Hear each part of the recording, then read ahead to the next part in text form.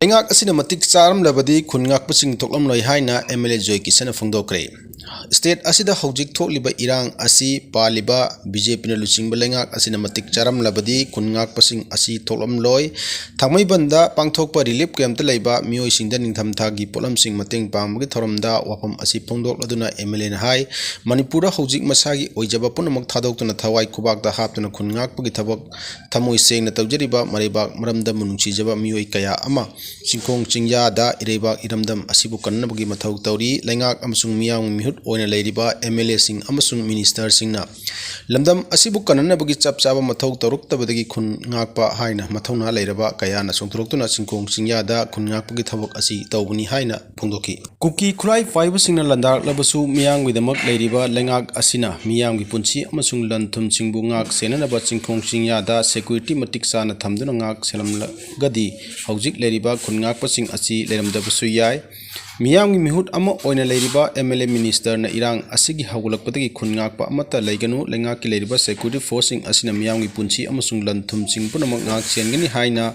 ngak senbagi thabak tawramlabadi Khun Ngakpa amata leiramloi haina palladuna leingakna sapchana miyambu ngak senba ngamdabadagi Khun Ngakpasingi thorokhibani Manipur mamang sahi me 3 dagi hawduna thokliba irang asina miyoi chanigi yankhai gi mathakta leikidre miyoi lising taruk lom hena lanjenaduna leiri amasung miyoi 35 gi mathakta mafam marang khangdana thib khangdana leiribani haina phongdoki kri konbadagi Manipur kanman hena lum lawi haina speaker saitabratana phongdokre macha kaina rabi mama kayagi tengtha kol mapa kaina ba macha kayagi mikap mirau kol Manipur kalu haiba kholausing asina lamdam asi pumnin nile asigumba tanpam asida ayhaki oinadi sakridagi Manipur kanman hena lum lawi haina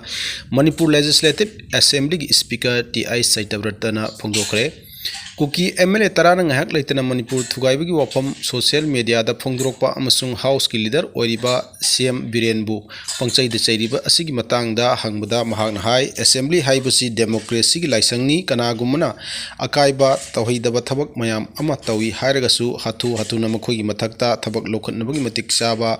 matik mayai amata speaker da pide Assembly haibasi democracy ki phajaba saktam ama leibanina members singna akaiba thabak mayam ama tawi hairagasu khara cheksinna yengdaba yadaba matang yawi kuki MLA tara adugi manungda anina cabinet minister oiribani cabinet minister ani aduna house ki leader bu chaiba thangba tawbududi leader aduna makhoi bu lokthok na trengna lokthok loi haiba mahaki apamba lei makhoina action lawba aduna hena susinai makhoi tara adugi manungda lengak paibdi yawriba MLA sing adusu political party ama oiba BJP na yasal lakpani hena maru oi haina khali house ki kasadian ama oina lanai mioi kaya na su wakat kaya thangalai social media da su viral yamna yarai electronic media ki discussion award su wafam sing asi maru oina puthoklaga ngangna bayawi miyam gi wakat adugi matung ina MLA tara asigi mathakta lakliba wakat sing adu Manipur Legislative Assembly gi Committee on Privilege and Ethics da thaduna tha ahungi manungda report ama lankhlaknaba sinakhiba laiki mamangi committee aduna sitting anirak ahumlak phamkhraba matungda chapchaba recommend ama phawba tawrakhide adubu laibak thibadi committee adu hojik ti matam loikre committee asigi mapunchi chahi amakhaktani mamangdu wakat thanglakibadu mangba yade aduna maram oiraga Committee on Privilege and Ethics Manipur Legislative Assembly nauna semleba committee asigi chairperson oina Moirang Assembly constituency gi MLA Thongam Santi Hakure atai members sing adudi Wangjing Tentha AC gi MLA Paunam Projen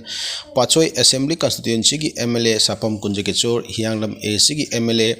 Dr Yumnam Radeshyam Phungyar AC gi MLA Laisio Kaising Lamlai Assembly constituency gi MLA Khongban Tabam Invomcha amasung Wangoi Assembly constituency gi MLA Khuraijam Lokeni committee asi semagi bulletin part 2 ngasi thokre committee asigi ahan mamifam kuki MLA taragi mathakta lakpa wakat adu yengsilhananaba sinaragani haiki speaker haibasi kanagumbagi aningba apambada yumpham oiraga thabak pangtau tawba yade constitution amasung Manipur Legislative Assembly gi rules of procedure conduct of business da hairibasing adugi wafam da hairiba adugi wangmada thabak tawba yade rule punamak yengba changi amasung khangba changi kanagumna speaker thabak thoramda